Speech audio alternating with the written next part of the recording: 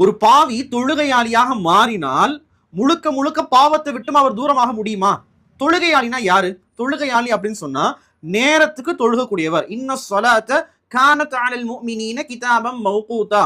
ஈமான் கொண்டவர்களின் மீது தொழுகை நேரம் நிர்ணயிக்கப்பட்ட நேரத்தில் கண்டிப்பாக தொழுக வேண்டும் என்பதாக அல்லாஹ் சொல்லியிருக்கிறான். அப்போ நேரத்துக்கு சரியாக தொழ வேண்டும். இந்த நேரம் வந்தா நாம தொழுகணுன்ற எண்ணம் ஒவ்வொரு தொழுகை முடிந்த பிறகும் ஏற்படுறதுனால அவர் கண்டிப்பாக பாவத்தை விட்டும் தூரமாகுவாரு. அதே போல இன்னொரு மிக மிக முக்கியமான ஒரு விஷயம் என்னன்னு சொன்னா, சைக்கலாஜிக்கல்லையும் ஒரு மிக முக்கியமான ஒரு பாயிண்ட் என்னன்னு சொன்னா, பாவங்கள் ஒரு தவறான செயல் நம்முடைய வாழ்க்கையில் இருக்குதுன்னு சொன்னா அந்த தவறான செயலை விடுவது மட்டுமே அந்த செயலை விட்டும் நம்ம தூரமாகிட முடியாது. அந்த தவறான செயலுடைய நேரத்துல வேற ஒரு செயலை அதற்கு பகரமாக செய்தால் மட்டும்தான் முழுக்க முழுக்க அந்த தீய செயல்களை விட்டும் நாம தூரமாக முடியும். சேம் அதே போலதான் நாம தொழுகையாளியாக ஆகிறது அப்படின்னு சொன்னா